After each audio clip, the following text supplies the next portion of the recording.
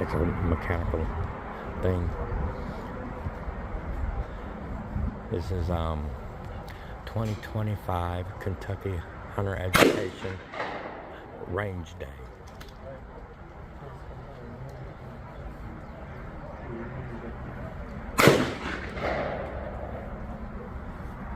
They're shooting clay pigeons.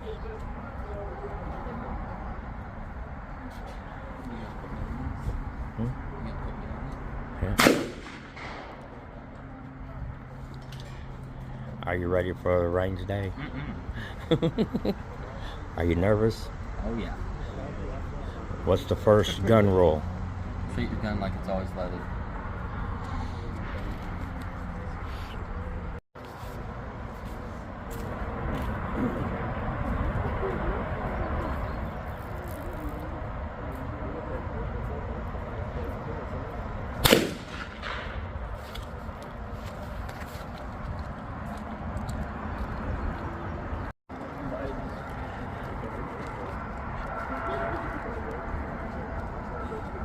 Plus $40 to my wallet.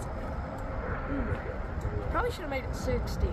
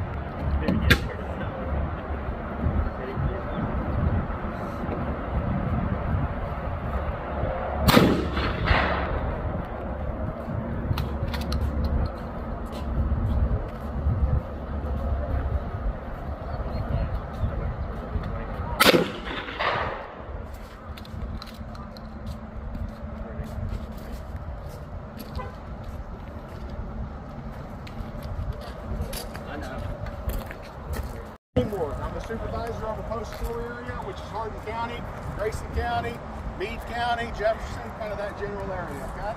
I've been a game warden for 10 years. I've been a hunter ed instructor for 9 of those 10 years.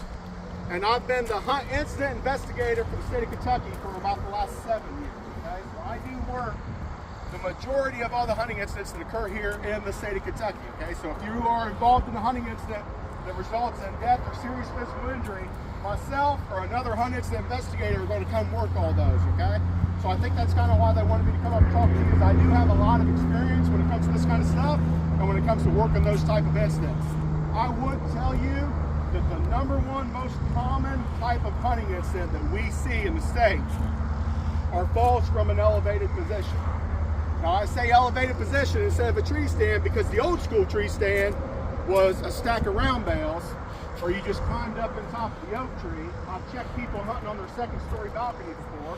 There's no law in the state of Kentucky that says you must be so far from a house unless you're on public land. So if you want to hunt out of your second story or the roof, I've seen it, okay? It is perfectly legal, okay? Those are elevated positions. You can fall from any of them, okay? And you can get seriously hurt from all of them. It doesn't take very far for you to fall to get hurt, all right? So we're going to talk about some tree stand safety.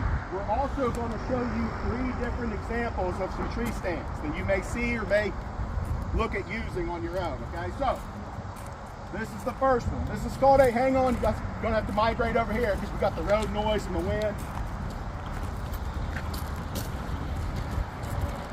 This is called a hang on tree stand. This is probably the most common type of tree stand that you'll see out in the woods, okay? Reason being is it's cheap, right? That climber over there was about $600. I'm assuming that his saddle setup was probably around $350, 79 bucks from Walmart. You can get one of these, you can be up in a tree and you can be hunting, okay? Another advantage to these is that you can adjust the height. When you buy a hang-on tree stand, you have to buy what we call sticks separate, all right? You have to buy what we call sticks separate. So if you're going to hunt 8 feet, you may only buy 2 of these sticks. If you want to hunt 40 feet, you may have to buy 25 of these. Does that make sense? Now, just because I made that comment, I'm going to tell all of you that we do not recommend you hunt that high, okay? There is such a thing as what's called a scent line. All right? If you're a big archery hunter, you've probably heard of it before. You actually can climb high enough that you're above a deer's scent level, okay? It's stupid. There's no need to be that high. We've been killing deer for 300 years. All right, we're going to continue to kill them next year too, without you having to be 40 feet. Because if you fall from 40 feet, it's a big issue, okay? But if you wanted to with this setup, you could, all right? It is also probably one of the most dangerous style of tree stands available. You can see that it's fairly open, okay? They're very easy to fall out of. They've got these cables that you have to step over to get in and out of it. All right, they're trip hazards, okay? The only thing holding you is this cable. These style of tree stands are not allowed to be left out year-round. They must be removed when you're done hunting. These cables will rust, and then this platform will act as a trap door. When I became certified as a hunt incident investigator, the very first one I worked was to fall from an elevated position out of a hang-on stand where both of these straps broke because it was left out year-round. It was a 16-year-old boy and he broke his back. He's in a wheelchair now. So they're pretty dangerous, okay? But this is one style, one kind of setup. This is Sean. Sean's one of our hunt educator volunteer instructors for the state, and his brother Josh. Okay, he's also getting certified to help teach these. Sean's going to kind of talk to you a little bit about this stand, some of the safety things that he uses to make this stand a little safer. And then we're going to move over to Josh and talk about his saddle. First off, I'll say anytime, whether you're using a hang-on stand, a climbing stand, a ladder stand, whatever the case may be, always wear a safety harness. Always. This one in particular is made by Buddy. This one has a weight rate of up to 300 pounds. So you can see it's got a chest strap, it's got leg straps.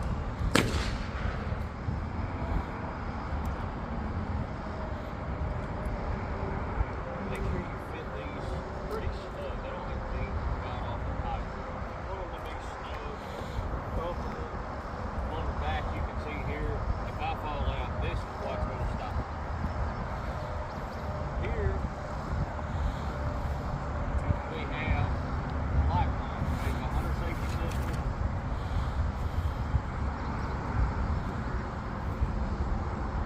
You can see here it's got a carabiner on it. It does have a threaded lock. Very, very important. So anytime you go to climb your stand, I know it's real easy, just snap it in, don't lock it down. I assure you, you want to do that because I have been climbing and a limb snagged this carabiner and it'll actually hold it open. So as we start up our tree or whatever pole, 3 points of contact, 2 hands and a foot, 2 feet and a hand. Always remain with 3 points of contact no matter what the case is. And don't climb with a weapon.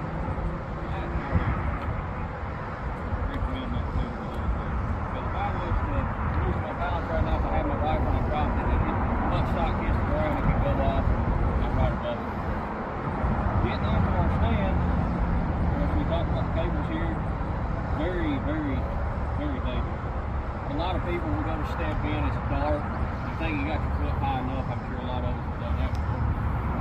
Hit your foot, you trip, you fall right out.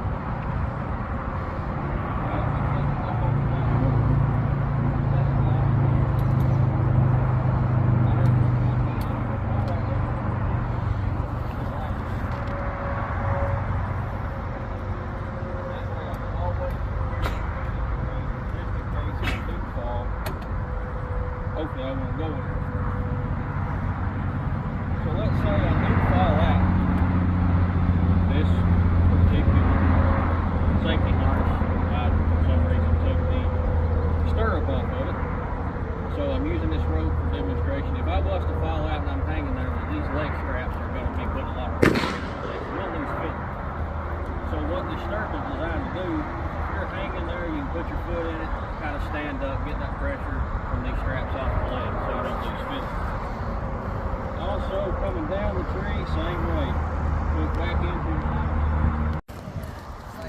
Record some of this for to put it on YouTube for people to get a better understanding.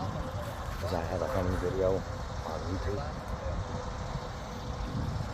Saddle hunting has changed the game. It's super lightweight. Makes the walking in on public game time. Most of you know, saddle hunting, wherever you go in, you pretty much got it set up every single time. And the combat is pretty much combat. Set your first stick.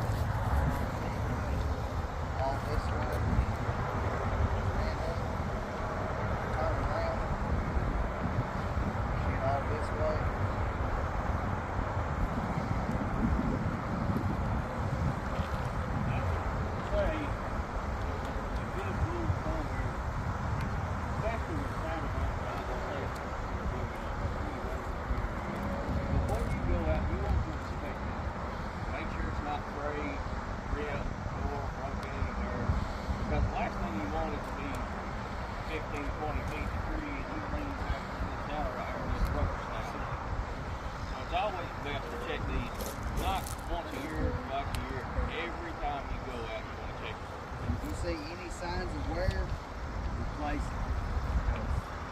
This, you're liable to damage.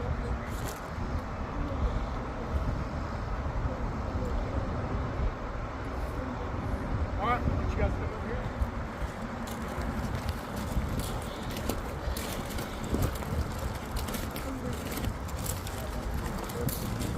want to talk about this tree stand for a little bit? Then we're going to finish up with a recap and kind of just some overall general safety when it comes to hunting from an elevated position, okay? So this is called a climbing tree stand, okay?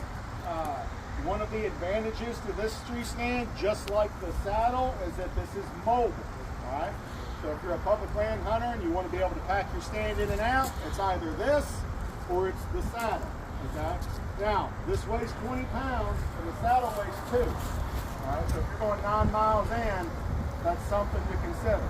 I would tell all of you as well that that saddle setup is pretty advanced, okay? You saw him leaning back on the ropes. He's got all kinds of carabiners and pull this string, pull that string, lean this way, put your weight on this ball of your foot. If you're a brand new hunter, you're just getting started out, I probably wouldn't recommend that that's the style that you just go to. You need to have some experience and some stuff under your belt before you decide to jump up in and hunt from a saddle, right? But that is its claim to fame, is that it only weighs 2 pounds. You can pack it in and pack it out, all right? Okay, so this tree stand, again, is called a climber. You will physically, and I wish we had it on a pole so I can show you, but it's okay, we'll just demo it. You physically climb the tree with this stand, all right? So you adjust the straps to fit the tree width, okay? And then you climb up the tree. You get your foot platform set, all right? And then you lift up and push down, and then you lift your feet up and push down, and you inch your way up the tree with this stand, okay? That's how this stand works. Some general safety stuff, not necessarily just with this climbing stand, but with all tree stands, is tree size is very important. When you buy a tree stand, and it's going to come with a user's guide, it's going to tell you what size circumference tree you should be using your stand on. 9 inches to 22, whatever it is, right? It's going to vary. It's not a specific. It'll say like 13 to 18, right? Whatever it is. You can put a stand on something smaller, and you can put a stand on something bigger, but it is no longer safe, okay? This tree stand is designed, it's not meant to be on a tree circumference that's as small as this post, so you see that it's very flimsy, okay? So it's no longer safe. You've got to use the right size circumference tree for your tree stand. Rule number 1. Rule number 2 is tree selection is also very important. You see that this stand has some teeth on it, on the back. That's how it bites in. You can see the marks it's making on the post. That's how it bites in and grips the tree, okay? So, if it's a beech tree, it's perfectly smooth, right, you're not going to have a good grip strength. If it's a shagbark hickory, where the bark's just peeling off of it, same thing. You're not going to have good grip strength, okay? If it's a dead tree, I would think that's kind of common sense why you wouldn't want to find one of those. All right? So tree selection is also very, very important. That's rule number 2. Rule number 3 is you see that I've got this is called a haul line. You see that I have a haul line tied to my tree stand. Okay? It's more predominant on the hang-on styles, but like Sean told you, is you've got to climb with 3 points of contact at all times. So I can't have my rifle in my hand, all right? Because then in order to climb, I gotta let go and hope that I can grab the tree before I fall. All right, so we use a haul line to tie to our equipment on the ground. All right, we then climb up the tree and we pull our equipment up to us with the rope. All right, let's go to haul line. All right, so that's safety rule number 3. Gotta have a haul line. All right. Number 4 is you must wear a safety harness. This is a safety harness. This is designed to keep you from hitting the ground. You've got to have one of these. Okay? Can I borrow you, buddy? When you do buy a safety harness, they come sized, just like a life jacket. Okay? They come sized. So the safety harness has got to fit the user. Okay? Now I'm a dad. I'm sure most of you are too. As a dad in the family, my primary role is safety. Kids safe, making sure nobody gets hurt. So I'm being a good dad, and I bought my son a safety harness.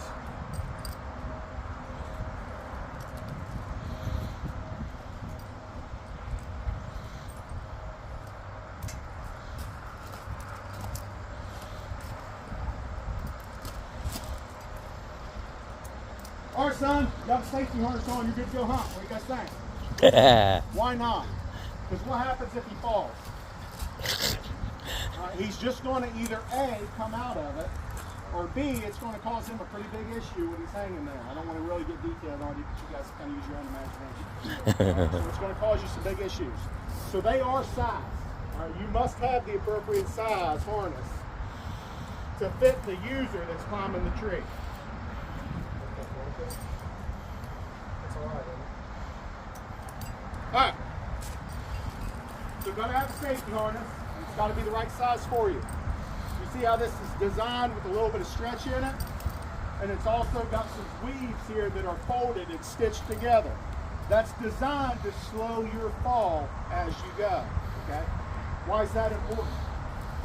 When you attach your harness to the tree, when you're up there hunting and you're attached, whether it's a lifeline, if you've got a permanent strap, whatever it is, it's got to be at your head height or a little bit higher. When you sit down, you want to have a little bit of slack so you can bend down and get your cup of coffee, okay? You know, get your cell phone out of your pocket, whatever it is. But you want it to kind of have you. You don't want loops of slack in your harness, all right? Because what you do not want to do is free fall for 5 feet and then this thing catch you. That will hurt you bad, okay? Does everybody understand that? All right. Next thing we're going to talk about, kind of specific to this harness, is you have to be aware of 2 things. You've got to be aware of suspension trauma, and you've got to be aware of what we call reflow syndrome. Okay? Protection and hearing protection. If you got eyewear, normal eyewear, we'll let that go. Okay, but you do have to have some kind of hearing protection. And has anybody in here not shot a gun before? Not shot a rifle before? We've all shot rifles. You haven't shot one? Okay, that's cool. Anybody else? Okay, everybody? I'm gonna expect you all to hit the bullseye on the first shot, okay? Okay, so, like I was telling the other group, when you are, you know, these are 22s, and, you know, when it's squirrel season, did squirrel season open? Not yet. When's it open? That's right. I was trying to think of that before. I didn't know what day it was. I don't even know what day of the week it is. If you see a squirrel come out like up in this tree up here and you think, okay, I just got a 22, I'll take a shot at him. You know, you got that squirrel sitting on the end of that branch and I shoot at him, he's right there, but I miss. How far is that bullet gonna go? Go up to 1.5 miles. Mile and a half, right? If I see a squirrel up in this tree and I take a shot at him and miss, how far is that bullet gonna go? Same amount. Mile and a half. Could I hit I-65? Yes. Oh Could I yeah. hit a car going down the road? Yep. I kill somebody, unfortunately. So think before you pull the trigger on any gun, okay? Where's that bullet gonna end up? Because once it leaves the end of the barrel, it's your responsibility, all right? So the smarter thing to do is try to take a shot when that squirrel is standing on a branch with a tree with a branch with the main trunk or another branch behind it in case you miss, okay? There's a lot of trees and a lot of foliage, probably not gonna get through, but still not 100%. So just be aware when you pull the trigger, okay? You may miss, and that bullet may go a long ways. Where that's going to get real important is when you start deer hunting or other large game hunting. You're using a larger caliber rifle, and the distance, you know, your bullet's bigger, and it's going to go through a lot more brush, and it's going to carry a lot further also. So, anybody in here shot with a big? Anybody in here hunted with a big game rifle? You have? 7mm. What? 7mm. What'd you hunt? Deer. Deer. Anybody else? It's 308. 6.5 PRC. 6.5. Worst round ever made. 5 Creedmoor. What else? You shoot one? 308. 308? Alright, so those big calibers, big booms, big bullets, right? Like a 30-30 up in Wisconsin used to be the gun of choice. Everybody wanted to hunt with a 30-30 years ago. Big old bullet. And the reason they did that, it was because it was brush hunting. You know, Grandpa would always go out and they hunted for food, so they would brush hunt. They'd walk out through the woods and they'd hear something moving, they'd take a shot. They call it a sound shot. You ever heard of that? They do a sound shot. Oh, I heard something move. They take a shot at it with a big old bullet with a big old brush. How dumb was that? And they did it. And a lot of people, you know, are in the woods and they don't even realize how dangerous that is. But it went on. Okay, nowadays we're a lot safer, a lot smarter. Okay, so the biggest thing here is know what's behind you. if you see a deer, I missed one of the biggest deers of my life, not because I didn't shoot, because he was standing on a little ridge, and I knew there was a farmhouse way out in the distance right behind me, so I couldn't take a shot. And he just stood there and kind of intimidated me.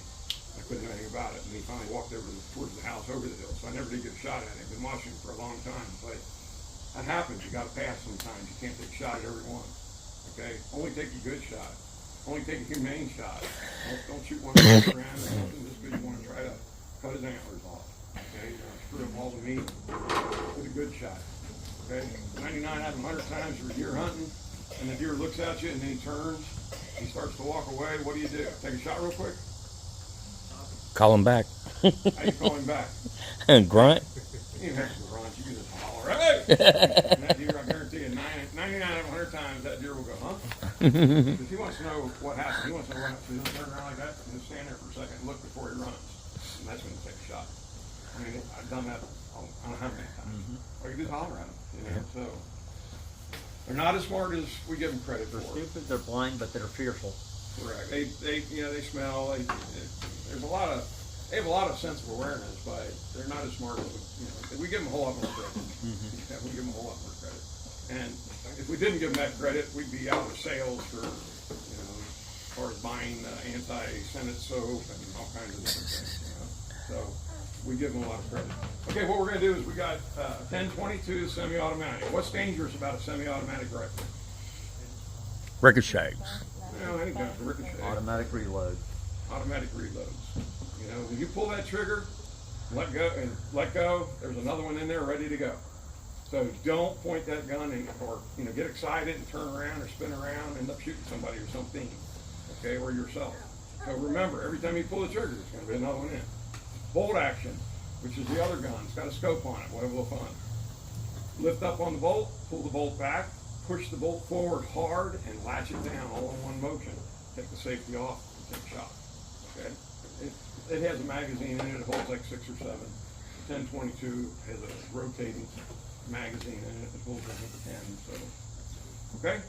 So whenever you're ready, first person wants to step up. We'll get going.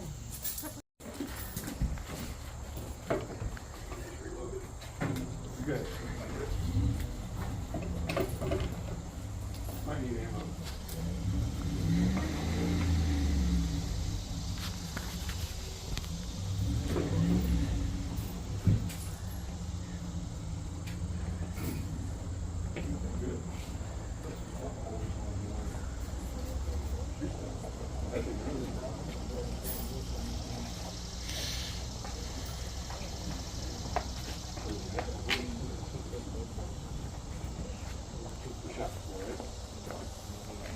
Now, shut the rifle for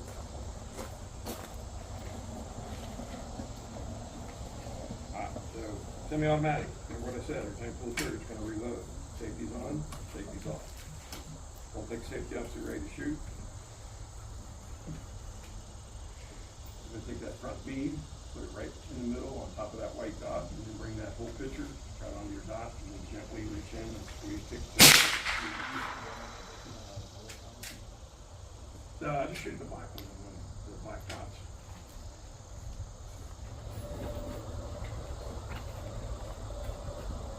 We're not so much worried about what you're hitting or what you're shooting. We just want to go through the gun safety today.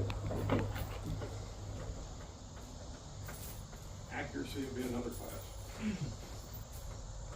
At your own expense. Layer down. Got you good. Move over here. You want to be over there?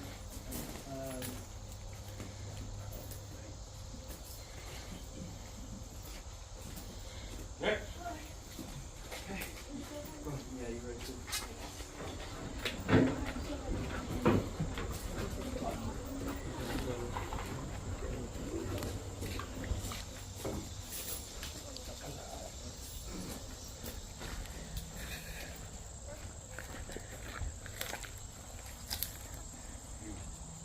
Ready? You shot forward. Okay, plug it, ready to go. Safety's on, safety's off. Okay. Commit.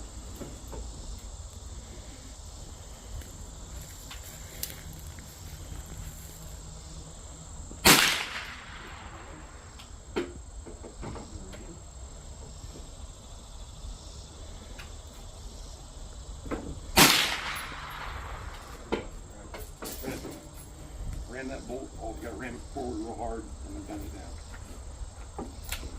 And down, middle motion. There you go. Here's your safety, and you pull it back, that's ready to fire. Safety's on.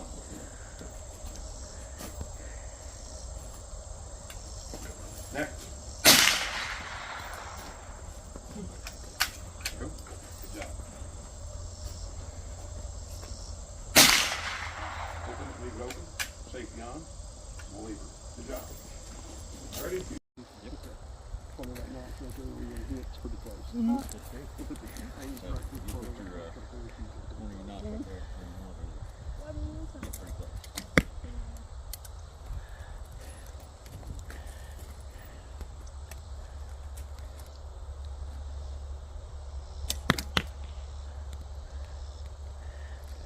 Get the bear, Adam.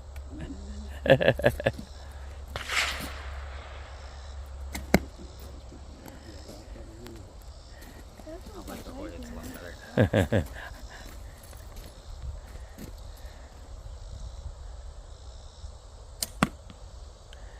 I don't see one kill on this bear, you're grounded for 2 months. Man, I'm hitting the smallest one here. Roofing looks great. Yeah. That's the main thing. I'm better for guns. He can probably do better than me when it comes to the mass bows.